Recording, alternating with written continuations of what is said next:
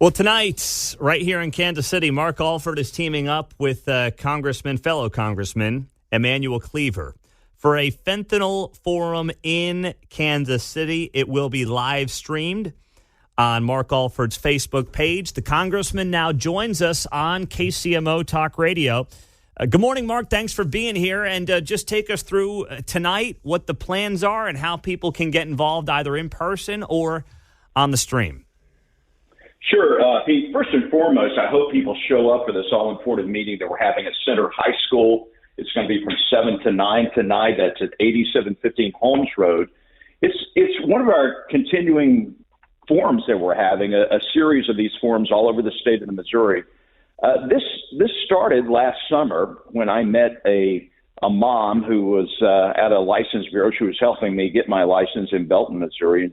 She started telling me about her daughter who had been poisoned by fentanyl, and she just started breaking down in tears and wanted to do something to help other parents through this process, this difficult process.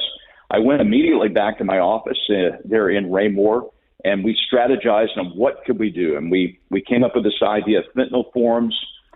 We have done one in Cass County, in Belton. We have done one in Columbia. And now we are doing one in Kansas City. My hope is to take this format to every congressional district, work with the congressman or woman in that district, because it's important that we get together for several reasons to try to find a solution to this crisis in America. If this president is not going to close down the border and he's going to allow 100,000 of our fellow citizens to die each year from fentanyl poisoning, we have to do something about it. It's also a chance for us to come together and grieve and hear the stories from parents like Sarah, who lost her child. You'll be hearing some of those stories tonight. We have health officials. We have Stacey Graves, the chief of police. We have detectives, counselors, you name it. And we have some solutions, I think, to some of the problems to trying to save people who are being poisoned. If you are with someone who is being poisoned, there is something you can do, and we're going to be talking about that tonight. Well, you bring up a lot there, and there's a great conversation to be had. I'm glad you guys are having it. You mentioned the border, and I know you're doing this on a bipartisan basis with Emanuel Cleaver. Have you talked to Emanuel Cleaver, knowing him as you do, about is he trying to get in the president's ear on using his executive power to shut this down, knowing the impact it's having on Kansas City, which, of course, is his district and part of his district? Well, we've certainly had conversations about that. He knows exactly how I feel, about this situation. And I think you're going to see some action finally from the President of the United States. He's going to wait till the State of the Union address in 2 weeks, I think, to go back to using the same executive powers that Donald Trump used to actually secure the border.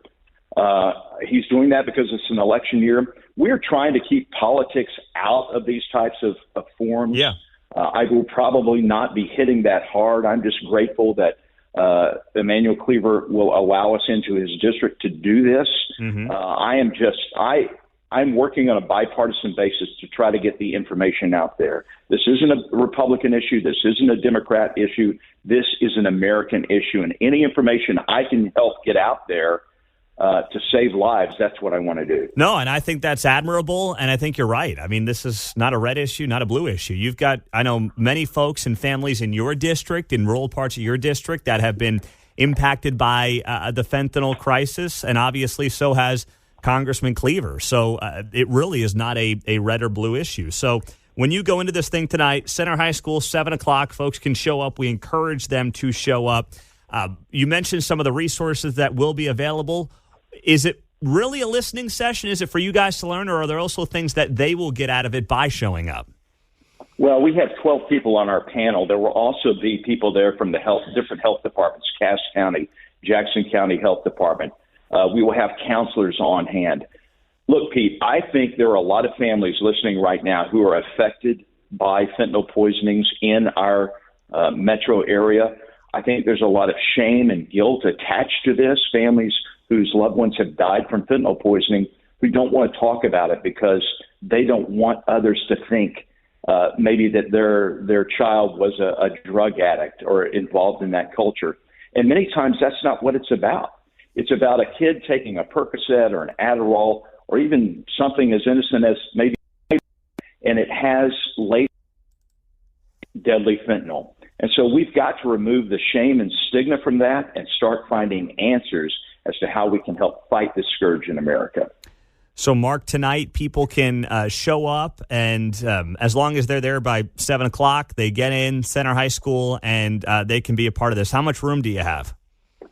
Well, I think they're seating for about 500. This is a beautiful auditorium. My wife actually went to Center High School back in the 80s, and so she's going to be joining us there. The home of the Yellow Jackets there at 8715 Holmes. It's going to be in the main auditorium there. Please come. We would like to hear your answers. Your questions, your thoughts, and you can talk to some of the counselors on hand and some of the people from the different departments that maybe you can find some answers for your life and your family. And I know that you've spent some time on this. I'm sure you'll hear more about it tonight. But the trafficking, even those who maybe, have not dealt with this issue, whose families have not dealt with this issue, but as you said, everyone's one bad Percocet pill away from being poisoned by this fentanyl.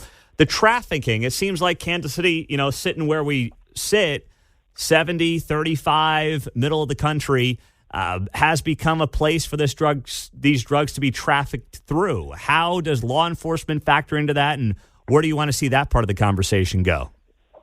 Well, we're going to be talking about that. We've got to have strict, I think, mandatory minimums for trafficking fentanyl and for anyone involved in the poisoning of our young people in fentanyl.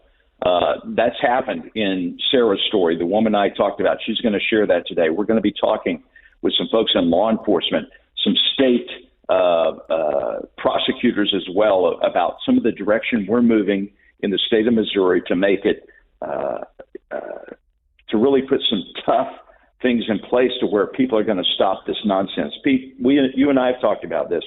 We are only 12-mile drive from the Mexican border.